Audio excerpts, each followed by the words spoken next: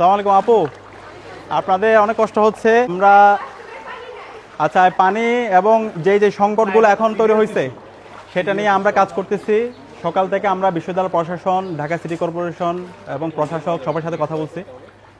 এখন পর্যন্ত তাদের যে অবস্থা, তারা ঘুমায় আছে, এদেরকে দিয়ে হবে না। সুতরাং আমরা ছাত্র হিসাবে আমাদের জায়গা থেকে সীমিত সামর্থ্য সবটুকু দিয়ে আমরা চেষ্টা করতেছি। এখন আপনারা এখান থেকে যাতায়াত করার জন্য আমরা 4টা ভ্যানের ব্যবস্থা করছি। এখান থেকে আপনারা গেট পর্যন্ত যাইতে পারবেন। এটা ডাকসু থেকে ফ্রি ব্যবস্থা করা হয়েছে, কেউ টাকা পয়সা দিবেন না। এবং ওই গেট থেকে নীলক্ষেত পর্যন্ত আমরা ভ্যানের ব্যবস্থা করতেছি। যাদের ইমার্জেন্সি যাইতে হবে আপনারা যাইতে পারবেন। দ্বিতীয়ত আপনাদের জন্য শুকনো খাবার কিছু আমরা খাবার নিয়ে আসতেছি ইনশাল্লাহ। পানি, সুপেয় পানি, খাবারের পানি নিয়ে আসতেছে। খাবার পানি চলে আসছে, খাবার পানি এবং স্যালাইন, ওয়াসার গাড়ি এবং পানি।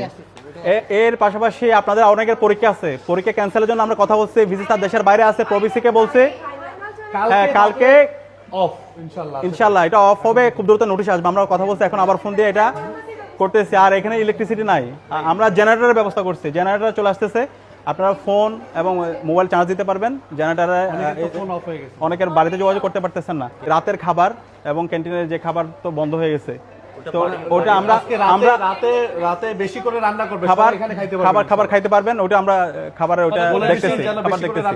আমরা আগে থেকে এটার পার্মানেন্ট সলিউশনের জন্য আমরা অনেকবার কথা বলছি। আমরা আমাদের জায়গা থেকে সলিউশন দিছি। সিটি কর্পোরেশনের কাছে গিয়ে আমরা বরাদ্দ নিয়ে আসছি ইন্টারিমের সময়ে। নতুন সরকার আসার পর এটা খুবই অপ্রত্যাশিত, সব প্রজেক্টগুলো তারা বাতিল করে দিছে। তো এটা কি মানে আমাদের কোনো দলের প্রজেক্ট অথবা নাকি কোনো ব্যক্তির প্রজেক্ট? এটা তো শিক্ষার্থীদের প্রজেক্ট। এটা খুবই অপ্রত্যাশিত, এটা আমরা কখনো আশা করি নাই যে এইভাবে বাতিল করে দেওয়া হবে। তো আমরা যে ফান্ড নিয়ে আসতেছি সেটাও তারা করতে দিচ্ছে না, তারা নিজেরাও করতেছে না। এটা খুবই অপ্রত্যাশিত। তো আমরা তারপরও আমরা আমাদের জায়গা থেকে আমরা যতদিন আছি আমরা যৌক্তিকভাবে আমরা বলে যাব হ্যাঁ স্থায়ী সমাধানের জন্য এটার পুরোপুরি একটা ইকোসিস্টেম ডেভেলপ করতে হবে।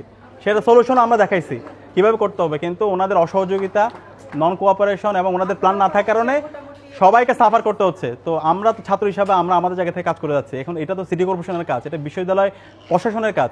এবং আপনারা জানেন আপনাদের জন্য আমরা 65 লক্ষ টাকা খরচ করে জিমনেশিয়াম করছি। এখন পর্যন্ত সেটা ছাত্রীদের এটা আমরা উদ্বোধন করতে পারি না। বিভিন্ন ধরনের তারা আমাদেরকে আমলাতান্ত্রিক জটিলতা দেখাচ্ছে। এরপরে এসি গুলা নিয়ে আসার পরও তো যেটাই হোক আমরা এগুলো আর মানে আমরা আমাদের জায়গা থেকে আমরা কাজ করে যাব। এবং আপনারা চিন্তা করেন, আপনাদের সাথে আমরা ভাই হিসেবে আমরা আছি। এখানে ডাকসু সবাই চলে আসছি এবং হল সংসদে কাজ করতেছে।